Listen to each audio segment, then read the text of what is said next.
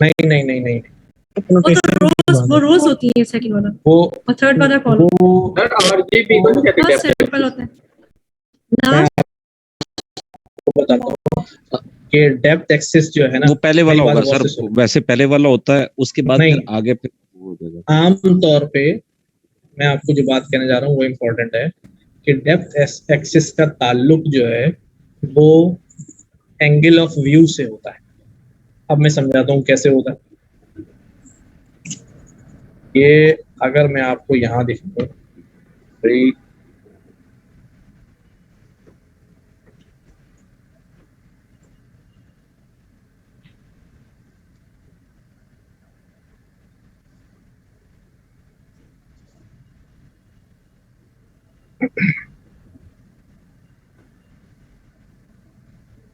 ये वाली टेंसर नजर आ रहा है हमें। अगर मैं इसको इस तरफ से देख रहा हूँ ना, 21212494, तो मेरे पास ये 4x4 की एक मैट्रिक्स है और इसके पीछे 4x4 की दूसरी मैट्रिक्स है। तो इसकी डेप्थ जो है वो कितनी आ जाएगी, 2 और 4x4 की दो मैट्रिक्स। लेकिन अगर मैं इसको यहाँ से यही मैं कह रहा हूँ, अगर मैं इसको यहाँ से देखूं, इधर खड़े होके, इस जगह खड़े होके यहाँ से देखो, तो ये क्या है, अब हमारे पास ये क्या क्या बन जाएगी भाई इसकी, 4 रॉस 2 कॉलम्स और डेप्थ कितनी हो जाएगी, 1 2 3 4। अगर मैं इसको ऊपर से देखूं,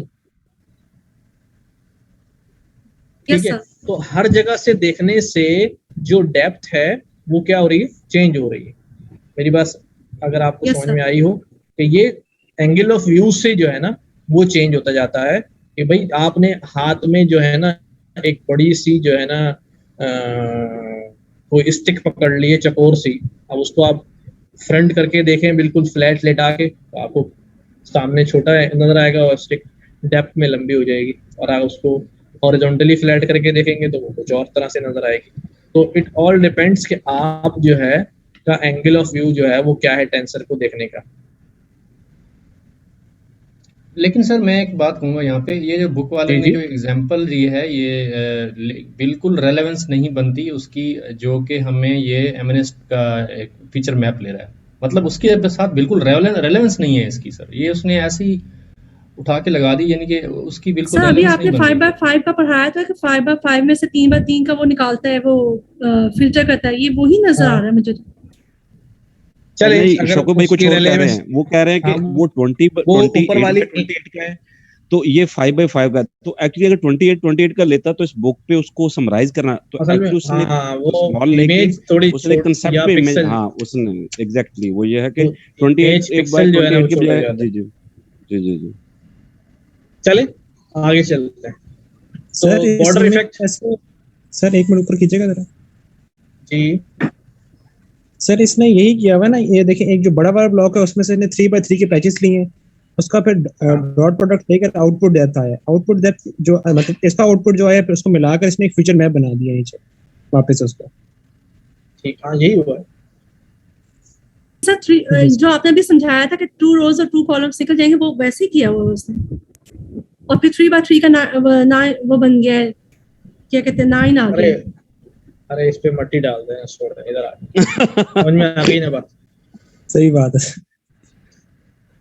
अच्छा, बॉर्डर इफेक्ट जो है वो क्यों आया है, सारे जब वो स्लाइड करता हुआ जा रहा है तो स्लाइड करते हुए जाने की वजह से भाई कुछ चीजों की वजह से उसे प्रॉब्लम आया है कि वो यहाँ तक तो पहुंच जाता है कि जब वो इस वाले यहाँ पहुंचेगा, यहाँ से यहाँ तक ये पूरा कर लेगा, यानी 1 दफा और 3 दफा, ये 4थी और 5वीं दफा जो है वो नहीं चल पाएगा, इसलिए ये 2 रॉ जो है 2 कॉलम शामिल नहीं हो पाएंगे।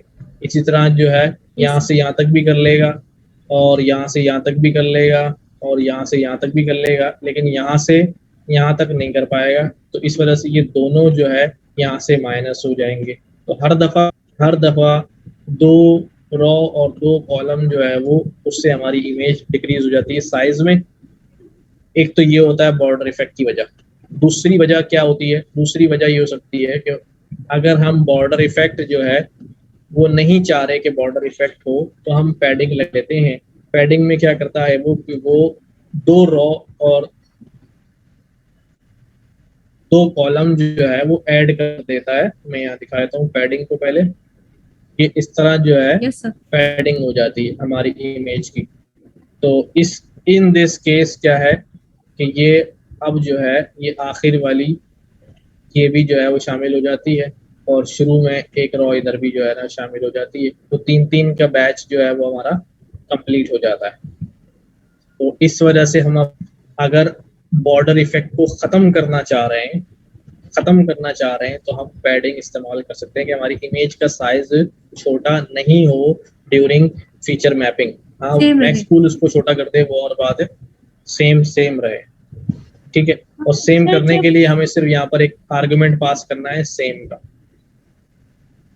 सर जब हम बॉर्डर इफेक्ट आ रहा था जी तो जब हमने क्या पूलिंग करते थे तो हमारे पास हर उसमें वैल्यू आ जाती थी, हर बॉक्स में वैल्यू आ जाती थी। अब जब नीचे वाले 3 या नीचे वाले लास्ट 2 देखें तो इनमें से तो फिर फर्स्ट वाले में तो है ही 0, फिर उसकी जगह क्या आएगा मैक्स पूलिंग के वक्त?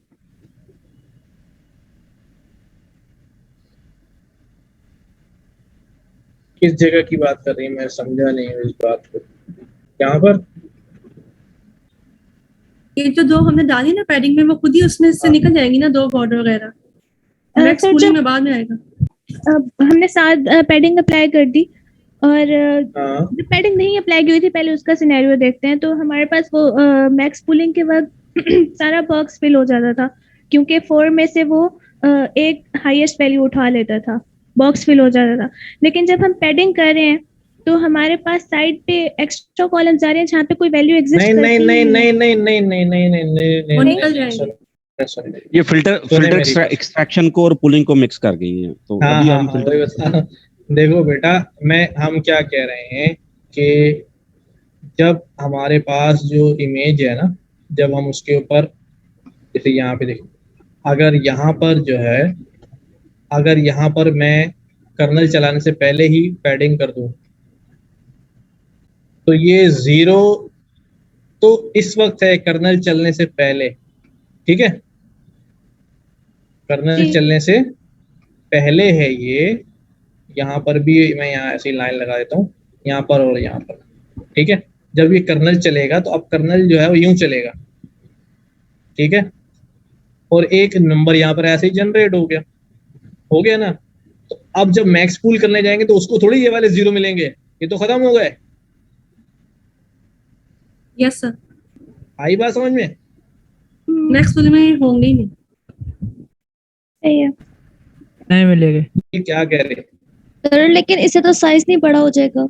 और पैडिंग के भी सर डिफरेंट स्टाइल है ना। 0 के बजाय सर ये भी हो सकता है जो कॉर्नर्स पे हैं पैडिंग हमने इसीलिए तो लगाई थी बेटा। पैडिंग में भी डिफरेंट है ना कि 1 की जगह 1 आ जाएगा, जो कॉर्नर्स पे वैल्यूज हैं वो रिपीट हो जाएं, तो उस केस में ये इररिलेवेंस नहीं होंगी। और फिर जब उस पे हम वो वाला लगाना शुरू करेंगे वो फिर हर 4 में से एक निकालना शुरू करेगा। वो प्रोसेस टोटली डिफरेंट है, ये डिफरेंट है।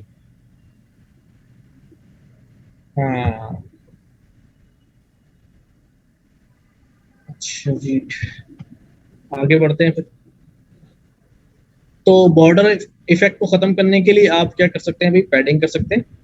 या बॉर्डर इफेक्ट आया क्यों है? पहले तो बात ये है, बॉर्डर इफेक्ट आया है उसकी वजह क्या है कि आपका जो है साइज जो है वो क्या हो जाता है, बल्कि साइज छोटा हुआ है बॉर्डर इफेक्ट की वजह से, मैं क्या बोलूँ। और दूसरी चीज क्या हो सकती है कि स्ट्राइड्स क्या होता है? स्ट्राइड इट्स स्लाइडिंग को कहते हैं, ठीक है। तो आपने अभी समझाया अगर ये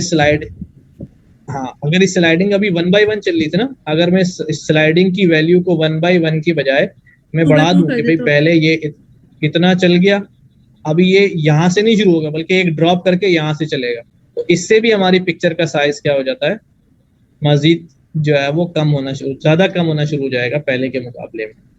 लेकिन इससे हमारे जो फीचर्स हैं वो खराब होने का अंदेशा ज्यादा होता है, इसलिए स्ट्राइड की वैल्यू 1 ही रखी जाती है कि 1/1 जो है वो ट्रैवर्स कर जाए। कोई केस होता होगा जहाँ बढ़ानी पड़ती होगी, दूसरा नहीं है भी ऐसा नजर से। तो बॉर्डर इफेक्ट और पैडिंग, ये स्ट्राइड्स की वैल्यू जो है हमने डिफॉल्ट पे 1 होती है। स्ट्राइडेड कन्वोल्यूशन है, बढ़ा भी सकते हैं, स्ट्राइड की वैल्यू 2 कर देंगे तो इमेज साइज जो है वो छोटा हो जाएगा। मैक्स पूल मैंने अभी बता दिया है आपको, और ठीक है। एवरेज भी कर सकते हैं। सर एवरेज पुलिंग यहाँ से हमने जो है वो एग्जाम्पल करना शुरू कर दिया था, कैट एंड डॉग वाला। एवरेज पुलिंग में क्या होता है बेटा, वो 4 जो वैल्यूज आ रही थी ना पुलिंग वाली, उनमें 4 से डिवाइड करके जो भी नंबर बनेगा वो नंबर ले लेगा। लेकिन सर 6 के बजाय ये बात समझ नहीं आई। 2, 5 और 6।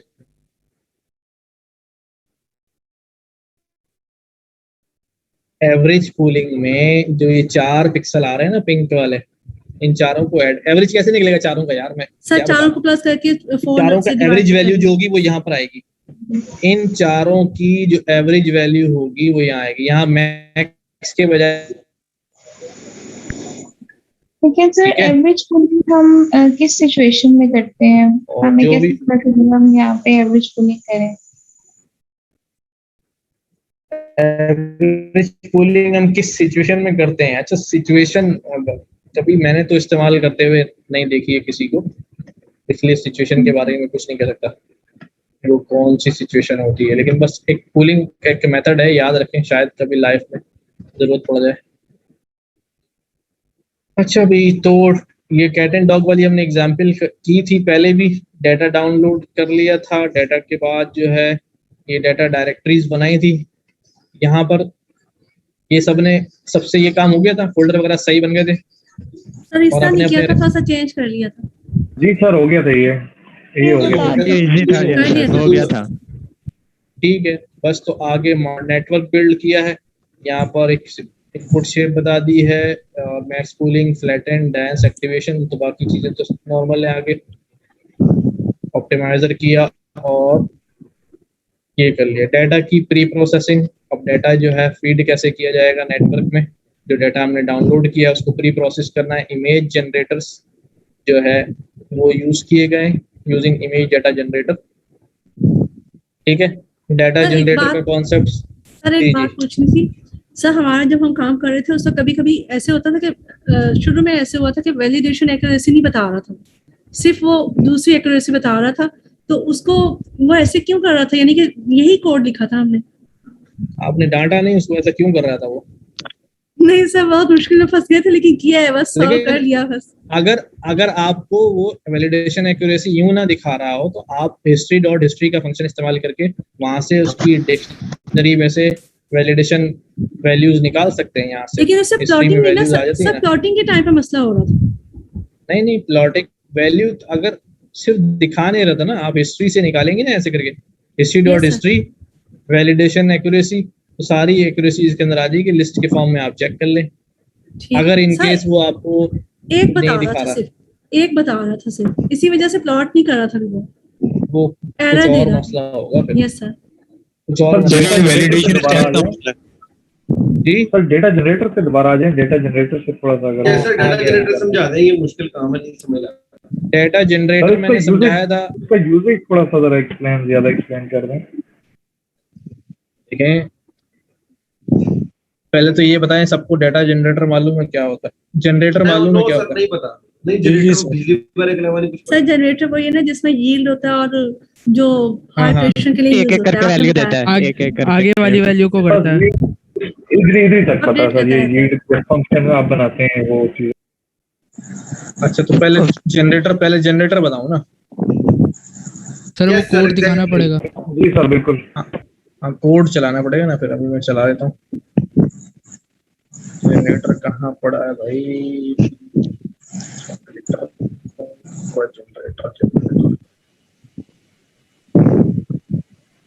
यहाँ पर है,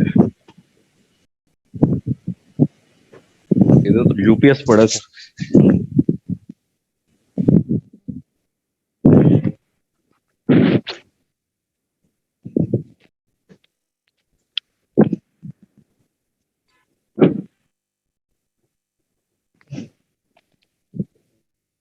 सर अगर हम ये लॉग आउट कर देते हैं गलती से जुपिटर नोटबुक को तो कोई प्रॉब्लम होती है क्या? मुझे ऐसे लग रहा है जैसे मैंने लॉग आउट गलती से कर दिया तो वो केरास की जो एनवायरनमेंट है वो मेरी नहीं चल रही थी आज। नहीं ऐसा कुछ भी नहीं होता। और सर फिर दूसरी एनवायरनमेंट पे काम कर लिया मैंने, लेकिन केरास के ऊपर टेंसरफ्लो पता नहीं कहाँ डाउनलोड है, लेकिन वो फिर भी कह रहे हैं कि टेंसरफ्लो उसमें नहीं है। कर तो मैंने लिया सर दूसरी एनवायरनमेंट में, लेकिन इसका क्या प्रॉब्लम आज मुझे समझ नहीं आई क्यों इस तरह हुआ है। पहले केरास पे हो रहा था।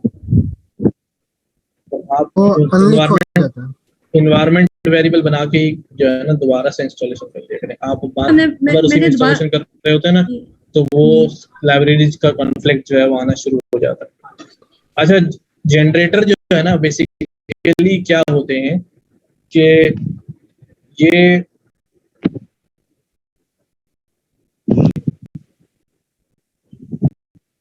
जनरेटर में आपके पास जब आप जनरेटर फंक्शन को कॉल करते हैं, ठीक है, तो ये इनपुट के इसके पास जो इनपुट आ रहा होता है ये पूरे इनपुट को, अगर वो इनपुट की values number of input values जो है वो बहुत ज्यादा है, पूरे इनपुट को एक साथ कैरी करके एक साथ प्रोसेस नहीं करता। ठीक है, ये जनरेटर जो है जितनी बार इस जनरेटर फंक्शन को कॉल करेंगे ये एक एक डेटा वैल्यू को प्रोसेस करके आपको रिटर्न करता जाएगा। और मजे की बात ये होती है कि ये आइटरेशन में जब उसने एक बार प्रोसेस किया वैल्यू 1 को, और इसी फंक्शन को जब दोबारा कॉल करेंगे तो ये वैल्यू 1 से नहीं शुरू होगा, या वैल्यू 2 को प्रोसेस करेगा। ये इसकी खूबी है कि ये जहां टर्मिनेट हुआ होता है वहीं से दोबारा काम शुरू करता है। आमतौर पे फंक्शन जो है वो अगर उसको रिकॉल करें तो वो पूरा प्रोसेस जो है वो फ्रॉम स्क्रैच जो है वो शुरू करते हैं। जैसे हमारे पास ये फंक्शन बना हुआ है उसका यील्ड लगा हुआ है, ये यील्ड बता रहा है कि ये जनरेटर है, फंक्शन नहीं है, रिटर्न नहीं है। यहाँ पर हमने इनपुट n किया और अब n में हम कोई वैल्यू दे देंगे। मैं इसको चलाता हूं यहाँ पर, अभी इसका कुछ भी आउटपुट नहीं आया और मैंने यहाँ पर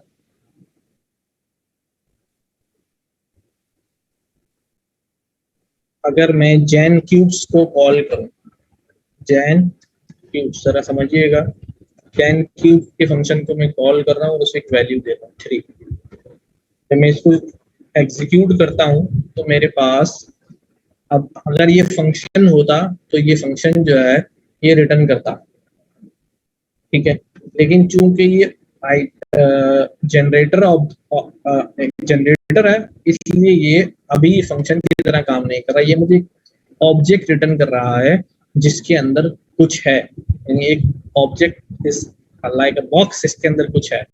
अब इस बॉक्स के अंदर से अगर मुझे कुछ चीजें निकालनी है, ठीक है, तो मुझे क्या करना पड़ेगा, मुझे इसको आइटरेट करना पड़ेगा, यानी इसके ऊपर लूप लगाना पड़ेगा। अभी आपको ये मुश्किल बात लग रही होगी, ये क्या बात हुई भी, अगर लूप ही लगाना था तो फिर फायदा क्या, जैसे यहाँ पे किया गया। अब हम क्या कर रहे हैं, जैन क्यूब में हमने 10 पास किया है और x की वैल्यू आई है, प्रिंट x किया, ये फॉर लूप चलता रहेगा और 0 वैल्यू पास होगी, जैन क्यूब्स का फंक्शन कॉल होगा और वो वैल्यू रिटर्न होगी यहाँ पर और ये प्रिंट हो जाएगा। फिर जैन क्यूब्स का फंक्शन अगली वैल्यू को कॉल करेगा। अच्छा, अब आमतौर पे क्या होता है, जैन क्यूब्स को वैल्यू 10 चली गई, यहाँ वैल्यू 10 आ गई, रेंज में वैल्यू 10 जनरेट हो गई, फॉर लूप चल गया तो ये 10 की 10 वैल्यूज एक साथ प्रोसेस होकर निकलती, लेकिन ये 1 by 1 वैल्यूज को जो है वो प्रोसेस करके निकालेगा, जैसा हमें यहाँ नजर आ रहा है। अब यहाँ आउटपुट आपको इतना अच्छा समझ नहीं आ रहा, मैं आगे लेके चलता हूँ, समझ में आएगी बात। जैसे ये हमारे पास यानी सर इसकी वैल्यू रिटर्न करने के लिए लूप चलाना जरूरी है? अगर हाँ, लूप चलाना जरूरी, या फिर नेक्स्ट का जो हमारे पास एक वर्ड होता है जो मैं भी यहाँ यूज कर रहा हूँ, देखिए कि सिंपल जैन का ये फंक्शन बनाया हुआ है। अब अगर मैं इस सिंपल जैन को ऐसे ही चलाऊं तो ये ऑब्जेक्ट रिटर्न कर देगा, ठीक है। मैंने इस ऑब्जेक्ट को नाम दे दिया है कि ये जी ऑब्जेक्ट, ठीक है। अब इस ऑब्जेक्ट के अंदर कुछ है, मैं क्या करने जा रहा हूँ, मैंने कहा भाई नेक्स्ट जी। जब मैं नेक्स्ट जी करूंगा तो ये मुझे रिटर्न करेगा प्रिंट जी, 0, यानी जब मैंने ये ऑब्जेक्ट कॉल किया है तो इसने इस फंक्शन को कॉल किया है, ये फंक्शन यहाँ गया, समझिएगा यहाँ गया, यहाँ से इसने एक वैल्यू जनरेट करी 0 और ये 0 इसको गया और 0 की पावर बनी और ये 4 हो गई और ये इसने यील्ड कर दी। अच्छा देखें, अगर मैं इसको कहूँ रिटर्न कर दी तो रिटर्न करने के बाद फंक्शन से बाहर निकल जाता है। इसने यील्ड कर दी, यील्ड करने के बाद फंक्शन से बाहर आ गया, फंक्शन से बाहर आया, इसलिए इसके पास आउटपुट में क्या वैल्यू आ गई, जी आ गई। मैंने जी जो है वो प्रिंट कराई, इसने 0 प्रिंट कर दिया। अब मैंने दोबारा इसको क्या बोला, नेक्स्ट जी, समझिएगा जरा, नेक्स्ट जी। अब ये जी में गया, दोबारा गया जी में। अब जब दोबारा गया तो बेस इसको दोबारा 0 जनरेट करना चाहिए ना, क्योंकि रेंज दोबारा चलेगी। लेकिन हाँ, लेकिन ये जनरेटर है इसलिए पहले 0 यील्ड करा चुका हूँ, तो अब ये अगली वैल्यू यील्ड करेगा यानी कि 1। उसके बाद 1 आएगी, 1 की पावर 4 और ये आपके पास जो है वो 1 मल्टीप्लाई 4 और ये 4 हो गया। फिर अगली दफा दोबारा करूंगा तो 2 मल्टीप्लाई 4 ये हो जाएगा 8, ठीक है। और 3 तक चलेगा नहीं, होल्ड करके रख रहा है, यही कह सकते हैं ना बेसिकली, लास्ट वैल्यू होल्ड करके अगली वैल्यू उसमें ऐड कर, यानी अपडेट होल्ड करना नहीं कहते, बस ये कहते हैं कि एक वैल्यू फेंक दी, अब जहां एंड टर्मिनेट हुआ था उसके बाद वाली वैल्यू उठा लेगा, वहां आइटरेटिव जो भी वेरिएबल है। अब जब इसके पास सारी वैल्यू खत्म हो गई, 2 तक 3 चलता नहीं है, तो अगली बार जब मैं नेक्स्ट करूंगा तो वो बोलेगा कि भाई स्टॉप आइटरेशन। ये फॉर लूप हम लगाते हैं, उसके अंदर ऑटोमेटिकली नेक्स्ट का ऑपरेशन चल रहा होता है, इसलिए हमने जब यहाँ पर जी सर ये आपने नेक्स्ट का लगाया, प्रिंट नेक्स्ट, अगर हमें बैकवर्ड जाना हो तो उसके लिए कोई कीवर्ड होता है?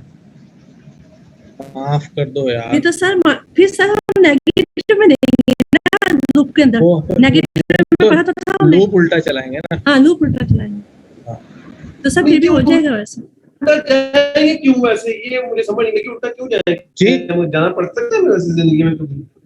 नहीं, वो दिमाग में कुछ आगे तो आगे पूछ लो। नहीं वैसे मैं पूछ रहा हूँ उल्टा जाना है क्यों है? उल्टा कभी कभी होता है कि रिवर्स आइटरेशन चलानी होती तो उल्टा लूप चला देते हैं, या किसी स्ट्रिंग को रिवर्स करना है या डेटा को रिवर्स ऑर्डर में लेके आए तो उल्टा लूप चला देते हैं। अरे सीधी नहीं चल रही है भैया, आप उल्टे पे पहुंच गए। चले प्यारा, ये जनरेटर वाली बात समझ में आ गई। यस सर, कीवर्ड का रिलेशन पाइथन में एसिंक के साथ होता है कोई? किसके साथ?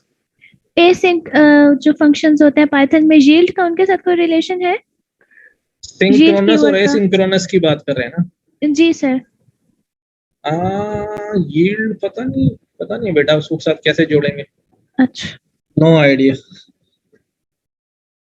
अच्छा, तो अब इसका फायदा क्या हो रहा है, एक एक उठाने का फायदा क्या हो रहा है? सवाल इंपॉर्टेंट ये था कि इसका फायदा क्या हो रहा है भाई, एक एक उठाने का फायदा ये हो रहा है कि भाई यहाँ इस वेरिएबल के ऊपर अगर मैं यहाँ से रिटर्न कराता एक बार तो ये क्या होता जी, अगर मैं इसको रिटर्न कराता तो ये एक बार 0 लेके रिटर्न करता और 0 देके फंक्शन से बाहर आ जाता, और जब मैं दोबारा कॉल करता ये 0 फिर चलता, 0 लेके फंक्शन से रिटर्न आ जाता।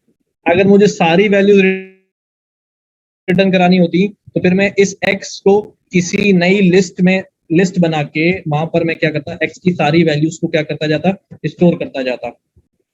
अच्छा, अब सारी वैल्यू को स्टोर करता तो x जो है वो एक बड़ा वेरिएबल बन जाता और फिर आखिर में मैं x को रिटर्न कर लेता।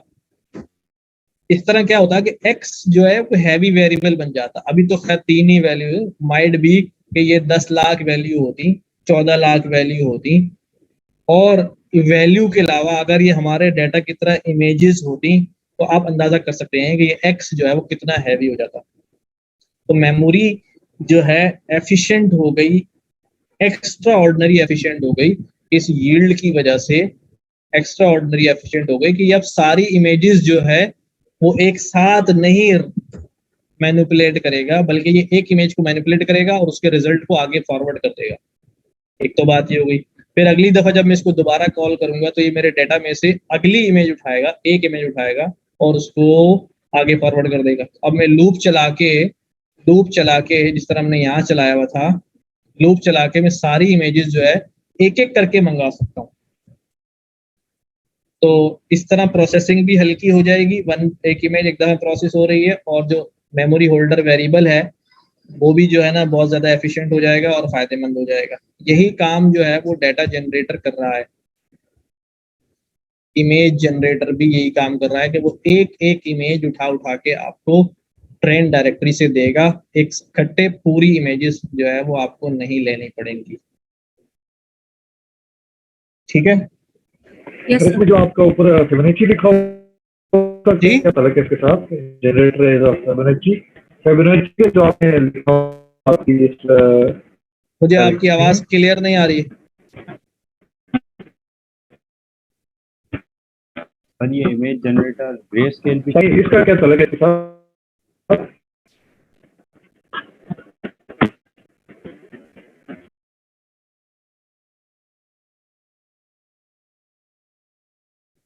कोई और इनका सवाल रिपीट कर दे, पता नहीं मेरा प्रॉब्लम है या इनका प्रॉब्लम है। सर एक और सवाल है कि ये जो फ्लो फ्रॉम डायरेक्टरी है ना, इसी तरह का एक फ्लो भी होता है, डाटाजन डॉट फ्लो, तो इसका फर्क जरा नेट पे कुछ क्लियर नहीं हो रहा था कि क्या फ्लो और फ्लो फ्रॉम डायरेक्टरी में फर्क क्या है। यार ये देख के ही बता सकता हूँ, मुझे ऐसे तो नहीं पता कि डायरेक्ट फ्लो और फ्लो फ्रॉम डायरेक्टरी में क्या फर्क है। ठीक है सर, एक और कंफ्यूजन आ हाँ बोले सर। 141 पेज पे चाहिएगा बुक का या पीडीएफ का? सर पीडीएफ यहाँ से क्लियर करा के हम 136 पे, हम अब खुद 141 पे आ रहे हैं, काइंडली यहाँ से क्लियर करा दें पहले। आ गया 141 पे। सर इसमें जो जी सर ये नीचे सर, इसमें हमारे पास 141 ठीक है सर। इसमें देखिए हमने बैच साइज जो है जनरेटर में 32 दिया हुआ है, ठीक है सर। तो जब हमने स्टेप्स पर इपॉक 100 दिए हैं तो 32 into 100 3200 हो जाता है, ठीक है 3200। लेकिन हमने जो इमेजेस हैं हमारे पास ट्रेन की वो 2000 है, तो इसका तो वो 2000 नहीं होना चाहिए था, मतलब नहीं स्टेप्स का मतलब कुछ और होता है। स्टेप्स का सर मतलब वो तो सही है, वो सही है सर, लेकिन उसका जो मल्टीप्लाई के नंबर ऑफ इमेजेस के बराबर आना चाहिए ना उसको। 32 into 100 यही तो कह रहा हूँ ना, मैं आपसे कह रहा हूँ कि यार ये चेयर उठा के जो है वो सामने रख दो। एक तरीका तो ये है आपने यहाँ से फेंक दी डायरेक्ट उस जगह, ये हो गया एक इमेज एक दफा प्रोसेस हो गई, वन स्टेप में प्रोसेस हो गई। ठीक है, अगर मैं स्टेप्स बढ़ा दूंगा, ठीक है, तो उस एक पॉइंट से दूसरे पॉइंट तक पहुंचने के लिए आप 2 कदम उठा सकते हैं, इसको यूं समझो। तो स्टेप्स पर इपॉक जो है ना वो 100 है कि आप एक इपॉक जब चलाएंगे तो आप 100 स्टेप्स जो है वो लेंगे। अच्छा, इसकी वजह से डाटा जो है ना वो डाटा फ्लो का लीकेज आ जाता है। इसलिए मैं अगर किसी के पास वो एरर आ रहा हो कि भाई ये आपका डाटा जो है ना वो कंप्लीट नहीं हो पा रहा, कुछ नहीं हो पा रहा, तो आप स्टेप्स पर इपॉक को और वैलिडेशन स्टेप्स को रिमूव कर सकते हैं, उससे मसला जो है ना वो हल हो जाता है। सही सर।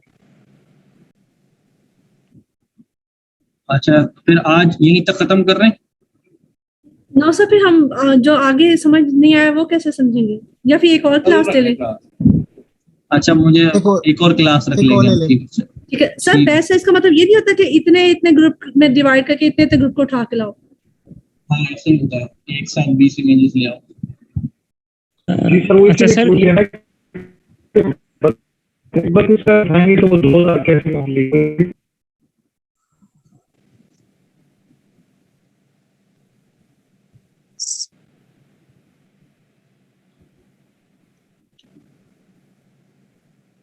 सर एक टॉपिक है वर्ड कॉवेट्स लर्न, वो हमने पढ़ना है नहीं पढ़ना? कौन सा सर? वर्ड कॉवेट्स लर्न के मतलब वो लेयर्स क्या लर्न करते हैं? वर्ड कॉन्नेट लर्न्स, हां, विच डाटा कन्वोल्यूशनल की विजुअलाइजेशन है ना वो। जी जी जी, उसको नजर डाल लीजिएगा, उसका डायरेक्ट मॉडल से ताल्लुक नहीं है, लेकिन कभी अगर विजुअलाइजेशन जब आपका क्विज होगा तो उसमें आएगा क्या उसके बारे में कि नहीं आएगा? हो सकता है एक आध सवाल शायद पूछ लिया जाए।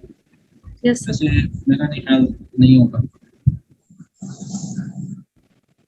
ठीक है भैया, आप लोग कवर कर लीजिएगा, फिर मुझे बता दीजिएगा, हम नेक्स्ट क्लास की कोई सेटिंग करेंगे इंशाल्लाह। ठीक है सर। आप वीडियोस की जो अपलोड करते हैं आप, ये चैप्टर सर खत्म करते हैं कल रात के क्लास, कल रख लेंगे। ये ऐसे कर रख ले, ऐसे नॉन स्टॉप हमें याद भी रहेगा कि हमने अभी क्या पढ़ा था। मासूम है ना आप लोग के,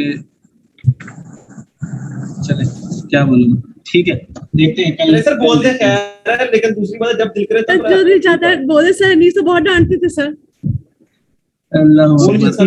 चीजें सर एक दफा ट्राई करें तो हो जाती है सर, थोड़ा ट्राई करें। कल की क्लास का रिव्यू जो है ना वो सराहनीय से करवा देते हैं। यस सर, आप ज्यादा इजी करके समझा देते हैं। मैं कल का वादा नहीं है, अगर टाइम निकल गया ना तो ठीक है बता दूंगा शाम तक, वरना फिर परसों देखते हैं। यस सर, ठीक है सर। सर जो MTA का टेस्ट था पाइथन का, वो तो अब नहीं होते, तो उसकी जगह कौन सा टेस्ट थे? क्या वो क्यों नहीं होते? सर वो एक्सपायर हो गए। नहीं किसने कह दिया? सर उसकी वेबसाइट पे था। भाई वो जो है ना MTA का जो एग्जाम है ना, अब उसका नाम जो है वो चेंज हो गया है।